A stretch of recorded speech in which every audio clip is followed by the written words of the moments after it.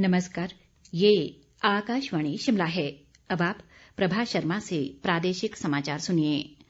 मुख्यमंत्री जयराम ठाकुर ने कहा है कि प्रधानमंत्री नरेंद्र मोदी के मजबूत व सक्षम नेतृत्व के कारण आज भारत ने विश्व में अपना एक विशेष स्थान बनाया है।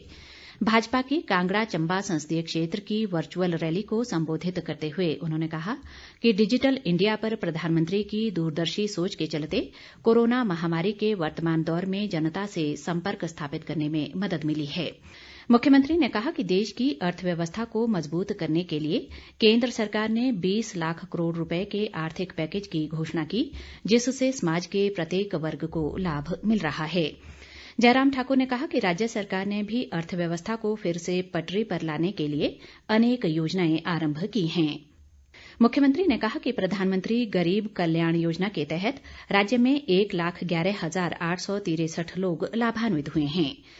केंद्रीय महिला व बाल विकास मंत्री स्मृति ईरानी ने नई दिल्ली से वर्चुअल रैली को संबोधित किया। उन्होंने केंद्र सरकार द्वारा शुरू की गई विभिन्न योजनाओं का उल्लेख करते हुए कहा कि देश में जनधन योजना के तहत 38 करोड़ बैंक खाते खुलवाए गए हैं। कोरोना संक्रमण के चलते लगे लॉकडाउन से प्रदेश को करीब 30,000 करोड़ रुपए का नुकसान उठाना पड़ा है। ये बात आज वन व परिवहन मंत्री गोविंद सिंह ठाकुर ने कुल्लू में एक पत्रकार वार्ता के दौरान कही। उन्होंने कहा कि अर्थव्यवस्था को पटरी पर लाने के लिए प्रयास तेज करने होंगे और इसी कड़ी में अब धीरे धीरे विकासात्मक कार्य भी शुरू हो रहे हैं। गोविंद ठाकुर ने कहा कि हालांकि कोरोना के मामलों में बढ़ोतरी हुई है, लेकिन इस संक्रमण से ठीक होने वाले लोगों की संख्या में भी वृद्धि हो रही है। इससे पहले कुल्लू व मनाली उपमंडल के कई विभागीय अधिकारियों के साथ हुई एक समीक्षा बैठक में गोविंद ठाकुर ने कहा कि कोरोना संकट को देखते हुए प्रदेश सरकार एक सुनियोजित रणनीति के तहत विकास कार्यों को तेजी से पूरा करेगी। उन्होंने कहा कि विभागीय योजनाओं के अलावा मनरेगा के माध्यम से विकास कार्यों को गति प्रदान की जाएगी। मनाली विधानसभा क्षेत्र के अधिकारियों को निर्देश देते हुए उन्होंने कहा कि विभिन्न पर्यटक स्थलों पर करवाए जा रहे निर्माण कार्यों को जल्द पूरा किया जाए। अंतर्राष्ट्रीय योग दिवस 21 जून को मनाया जाएगा।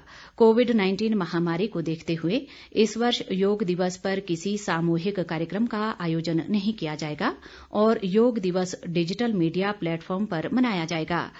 आयुष मंत्री श्रीपद यसो नाइक ने इस वर्ष घर से ही योग दिवस में भागीदारी की अपील की है। आयुष मंत्री ने लोगों से अंतर्राष्ट्रीय वीडियो ब्लॉग प्रतियोगिता मेरा जीवन मेरा योग में भाग लेने का आग्रह किया है। लाहौल व स्पीति को जोड़ने वाला कुंजुम दर्रा और ग्राम्फू सड़क मार्ग 7 महीने बाद छोटे वाहनों के लिए बहाल हो गया है।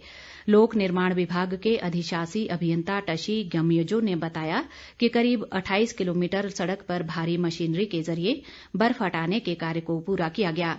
उन्होंने कहा कि 2 दिनों में इस मार्ग को बड़े वाहनों की आवाजाही के लिए भी खोल दिया जाएगा।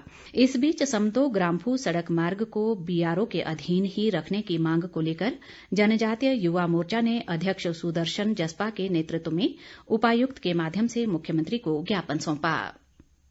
प्रदेश कांग्रेस ने कोरोना के संकट काल में स्वास्थ्य विभाग में हुए कथित घोटाले और विभाग में अब तक हुई खरीद पर सरकार से श्वेत पत्र जारी करने की मांग की है।